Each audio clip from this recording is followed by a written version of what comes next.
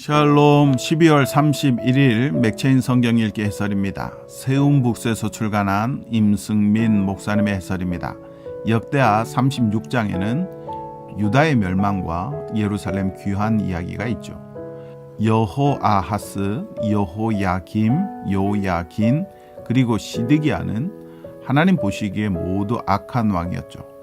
그들은 말씀을 듣지 않았고 하나님 앞에서 겸손하지도 않았습니다. 이 왕들을 거쳐 결국 유다는 바벨론에게 멸망당합니다. 본문은 멸망 이후의 이야기도 약간 전하죠. 예레미야 입으로 하신 말씀이 바사의 고레스 왕을 통해 이루어졌음을 강조합니다. 하나님으로 말미암아 마음이 감동된 고레스 왕은 유다 백성들을 예루살렘으로 돌려보내고 성전을 건축하게 합니다. 본문은 우리에게 하나님의 신실하심과 자비하심을 보여줍니다. 하나님은 한결같이 당신의 언약에 따라 일을 하십니다.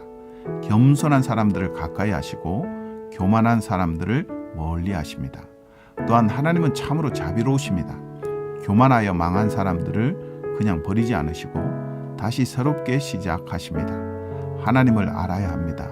하나님을 힘써 알아야 합니다. 하나님을 아는 지식이 곧 우리의 생명을 좌우하기 때문입니다. 요한계시록 22장에는 이 책의 기록 목적이 나오죠. 예수님께서 요한을 시켜 이 책을 쓰게 하신 이유입니다. 6절과 7절에 이 말은 신실하고 참된지라 주 곧 선지자들의 영의 하나님이 그의 종들에게 반드시 속히 되어질 일을 보이시려고 그의 천사들을 보내셨도다. 보라, 내가 속히 오리니 이 두루마리의 예언의 말씀을 지키는 자는 복이 있으리라. 아멘. 첫째, 속히 되어질 일을 보이시려고 이 책을 기록하게 하셨습니다. 그러므로 우리는 이 책을 통해 경고와 소망을 얻을 수 있습니다. 둘째, 이 말씀을 지키도록 기록하게 하셨습니다. 단순한 예언서가 아니라 우리가 경건한 삶을 살게 만든다는 겁니다.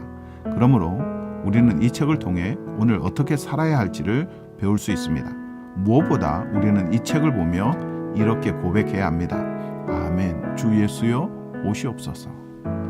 예수님께서 오실 때 악이 심판을 당하고 경건이 높임을 받습니다. 예수님께서 오셔서 통치하시는 그날을 소망하며 간절히 기다리기를 바랍니다. 말라기 4장은 여호와의 크고 두려운 날을 말하죠. 용광로 불같은 날이라고도 합니다. 그날에는 교만한 사람과 악을 행하는 사람이 지푸라기 같을 겁니다. 반면에 하나님을 경외하는 사람은 공의의 판단 하에서 치료를 받고 기뻐하게 될 겁니다. 그러므로 우리가 할 일은 돌이켜서 말씀에 순종하는 겁니다. 하나님은 우리가 돌이킬 수 있도록 선지자 엘리야를 미리 보내주시겠다고 말씀하세요. 마지막 날에는 두 종류의 사람만 남습니다. 교만하여 악을 행하는 사람과 하나님을 경외하는 사람입니다. 예수님은 염소와 양으로 비유하기도 하셨죠. 염소는 그날을 무시하겠지만 양은 그날을 소망합니다. 그날에는 경건이 높임을 받고 공의가 실현되기 때문이죠. 하나님께서 그렇게 하실 겁니다. 요한복음 21장에는 베드로에게 양을 먹이라고 말씀하시는 예수님이 나옵니다. 부활하신 예수님께서 디베라 호숫가에서 제자들 앞에 나타나세요. 그리고 베드로에게 질문하십니다. 13절에 요한의 아들 시몬아, 내가 이 사람들보다 나를 더 사랑하느냐? 베드로가 사랑한다고 대답할 때마다 예수님께서 말씀하십니다. 내 양을 먹이라. 본문은 우리에게 예수님께서 오실 때까지 해야 할 일이 무엇인지를 가르칩니다. 첫째, 예수님을 사랑하는 겁니다.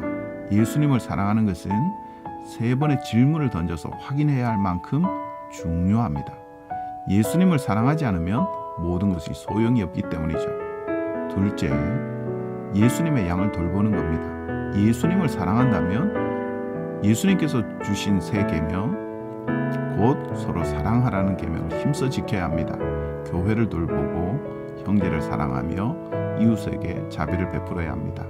예수님께서 오실 때까지 우리가 해야 할 일입니다. 예수님께서 속히 오시길 소망하여 그분께서 우리에게 맡기신 일에 충성을 다하기를 바랍니다. 주께서 우리와 함께 하실 겁니다.